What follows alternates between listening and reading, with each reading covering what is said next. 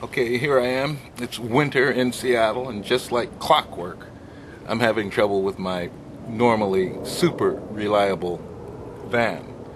Now this happens to be an Astro van, and so I went online and I found some forums, and they said that my problem, which at the moment happens to be a hard shift from first to second gear. Now they said it was the TPS, so I'm looking for that, and I don't see it from the front of the truck.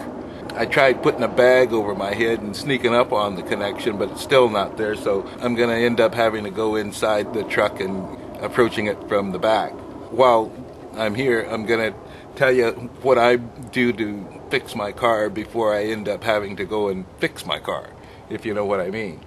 Basically, I like to try to use the least expensive and least effort to fix the car. And in the wintertime, I find that it's usually, or a lot of times, it's a bad connection. So what I do is I take some of this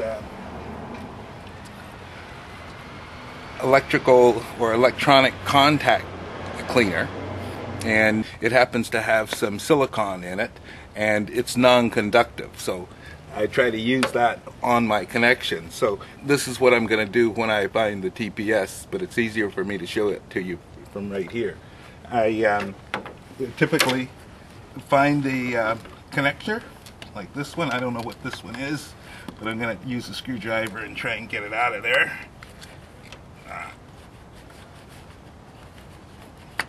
There we are. There's the connector.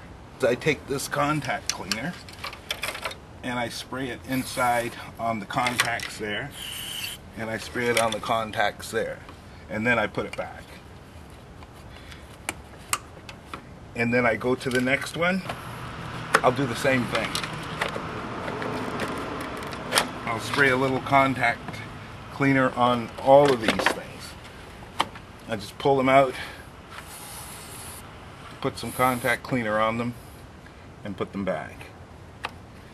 You wouldn't believe what happens sometimes. Like, I have a check engine light on. Now there's a few places like Autozone plug the computer reader into your car and tell you what the problem is, and generally you go inside and buy the part. But what I do is, once I find out what the part is, I disconnect it, clean it, put it back, and you'd be surprised. A lot of times the check engine light disappears, the car is fine, didn't cost anything. If it does cost something, usually it's something simple. I always try the simplest, the least expensive things first. Then I go to the next step, go to the next step. If you're good with an ohm meter, got one around, you get the ohm meter out and test everything.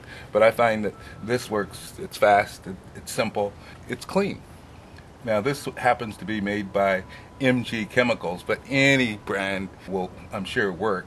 And you get it at any store that sells computer parts and electronic parts. I just wanted to share that with you.